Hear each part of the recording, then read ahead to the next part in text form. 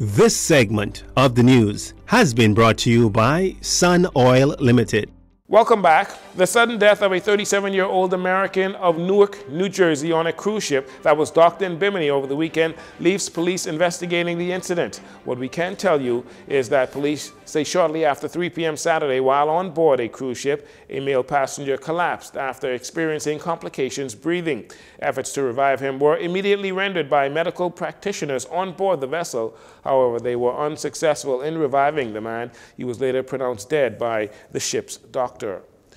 32 correctional staff from the Bahamas Department of Correctional Services will undergo mental health training to equip them on how best to handle mentally ill residents within the facility.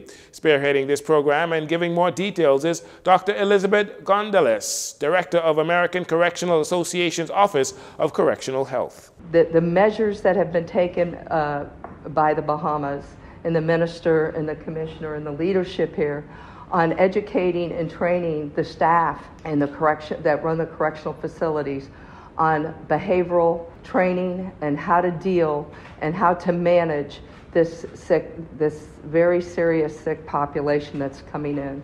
And what we've done is we bring the security side of corrections, the officers, the people that manage the everyday that are with them 24/7. Along with the treatment side of the house, and we marry them together because in order to deal with this issue straight up, we have to have a multidisciplinary service team to look at these type of issues and managing and helping and treating the people we serve in our correctional facilities. Because why? For several reasons. It's a human rights issue. We know that there's mental illness, and if there's mental illness, we have to treat these individuals. This is all in an effort to improve the quality service at the Correctional Center and keeping on par with the newly passed Mental Act. Sharing his sentiments on the matter is Dr. Nelson Clark, the new proposed Director of Mental Health Services at the Bahamas Department of Corrections. I am really happy to hear the services at BDOCS will include wide-ranging mental health opportunities for both those persons who are sentenced there, those persons who are referred there, but also for the staff who work there, because it's an environment in which one encounters quite a great deal of stress. The behavioral issues pertain to those who are sentenced, those who may be awaiting sentence, people who are waiting for their cases to be heard, but also the staff who are asked to help and to provide services for the persons who are there, mandated by the courts. And so this is a wonderful thing that's happening. As it stands, mentally ill residents at BDOCS are currently being housed in the general population. Minister of National Security Wayne Monroe says this has raised great alarms, pushing the need for a better and more equipped facility to treat mentally ill residents. The confines of the current facility requires them to be housed together. That's going to be a good segue into this. But they're required to be housed together, which would require then the extra care and training that the staff is receiving to recognize something is up with this inmate, we need some intervention there. But yes, there have been, I think, 3 in total fatalities that either relate to self-harm or interaction with other inmates. They call them residents now. That is really an impetus in driving the need to get a proper facility in place as quickly as possible. The government's announcement of the insurance benefit cuts for employees of the security branches beginning July 1st, 2023 has received harsh criticism from the official opposition. Deputy Leader of the Free National Movement, Shannon Cartwright, has labeled the move as heartless. They put their lives in daily service to and the protection of our nation and the Bahamian people. Their devotion to a call to national service is often at great sacrifice to their families and loved ones. Furthermore, this new policy would discourage other young Bahamian men and women from joining our security branches.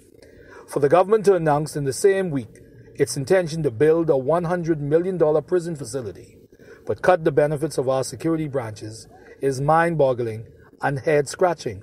In a statement, Wayne Munro, the Minister of National Security, acknowledges the concerns over pending amendments to the policy that provides medical insurance coverage to dependents of members of the security branches. Effective July 1st, the insurance policy will only provide medical insurance coverage for security branch employees and not their wives or their children. Mr. Cartwright, who is also the Shadow Minister of National Security, called the Davis administration short-sighted to make such a policy decision, especially as crime continues to wreak havoc in our communities and with continued challenges regarding illegal immigration. The government has decided not to care for and protect the lives of the family members of those on the front line of those crises and who have dedicated themselves to protect us all and keep our nation safe. We call upon the government to reevaluate this insensitive and heartless policy. The men and women of our security branches deserve our protection, support, and loyalty. They deserve a government that cares. The Minister of National Security's statement sought to clarify that the new policy will not apply to officers hired prior to July 1st, 2023, noting that the decision for pending amendments was made after thorough consideration of the financial implications to the government's budget. According to the statement, the government spends $80 million a year on private insurance, a majority of which are not security branch members. Grand Bahama Power Company and Bahamas Solar and Renewables announced their partnership to build a new 5-megawatt utility-scale solar farm. That project on the island of Grand Bahama. CEO and President of Focal Holdings Limited and Bahamas Solar and Renewables, Dexter Adderley, asserts that this project shows their devotion to minimizing the country's carbon footprint and positioning Grand Bahama as a leader in renewable energy development for the Bahamas. Bahamas Solar and Renewables is fully committed to delivering jobs and clean renewable energy for the people of Grand Bahama. We recognize that our actions have a direct impact on the environment, and we are devoted to harnessing the power of the sun and other renewable sources to minimize our carbon footprint. This ambitious project will not only serve as a symbol of our commitment to renewable energy, but also as an opportunity to stimulate economic growth and create much-needed jobs for the community. By investing in clean, sustainable energy, we are actively working to preserve the environment for generations to come, while empowering our community with new employment opportunities. Now on the island, over 14 megawatts of power is currently being produced by the two independent power producers. Chief Operating Officer of the Grand Bahama Power Company, Nikita Munning, says one of the major goals of the power company is to make the switch from large generation plants to more distributed energy grids. As for the overall benefits for consumers, Ms. Mullings and President of the Grand Bahama Port Authority, Ian Roll, they say this. It stabilizes the rates, whereby customers are protected from the volatility of the fuel market. It is also a good news story for Focal, as it is one of our IPPs that is Bahamian owned, and like we said before, one of our longtime customers that we have a partnership with. And so the transition from heavy fuel oil to renewables is a good news story, because it also meets the 30-30 goal of the government, and it also meets our AMERA strategy of decarbonization.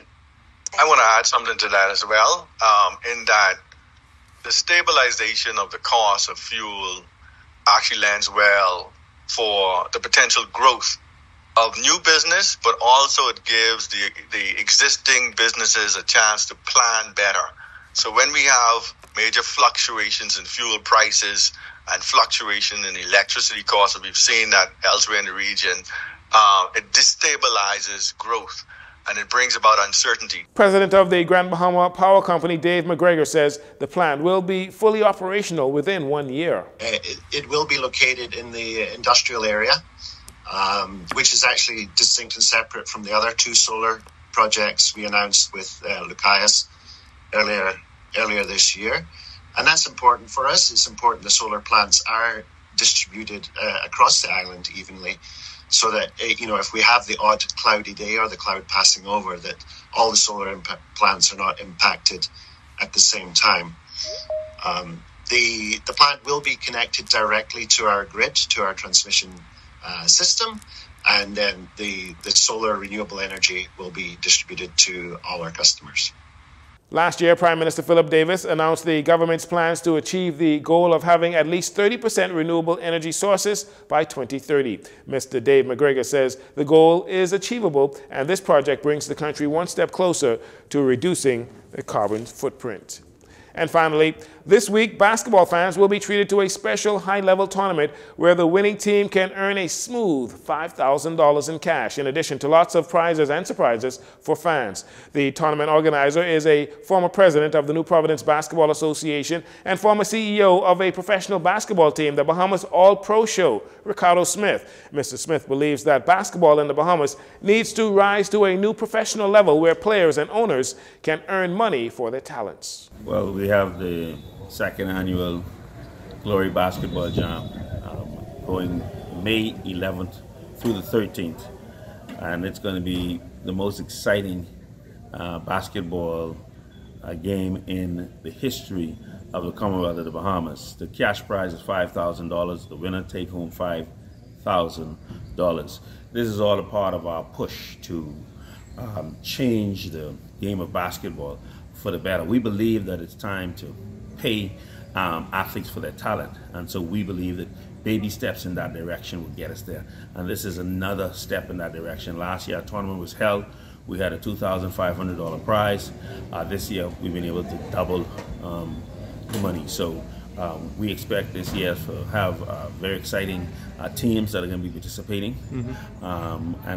We wanted to recognize Ricky Jello Farquharson for his many years of service to the national basketball team. Mr. Smith says they will make a donation to the Center for the Deaf in the honor of Mr. Farquharson. He shared details on the tournament, including times and ticketing. It's a double elimination. We're going to operate under the FIBA rules, and we expect two teams out of the islands this year. We have Abaco coming in, we have Freeport coming in with the 3-ounce athletics, and then of course Abaco Showtime. These are teams that are going to be bringing the hype and the excitement with them, and so we are really poised. We're ready to take this to the next level. Times is, like I say, Thursday, Friday, and Saturday is the dates of this week coming, the 11th through the 13th. The time, get here early. Tickets on sale for $10 for the full session from 4 until on Thursday, 4 until on Friday, and then $15 from in the morning straight through to Saturday until we get to the championship. Again, the Glory Basketball Jam for $5,000 begins on Thursday afternoon at the Kendall Isaacs Gym with Sun Oil, Sunshine Auto, and Commonwealth Brewery among the tournament sponsors. That'll do it for your JCN Evening News. Once again, I'm Jarino Saunders. Thanks for joining us. This segment of the news has been brought to you by Sun Oil Limited.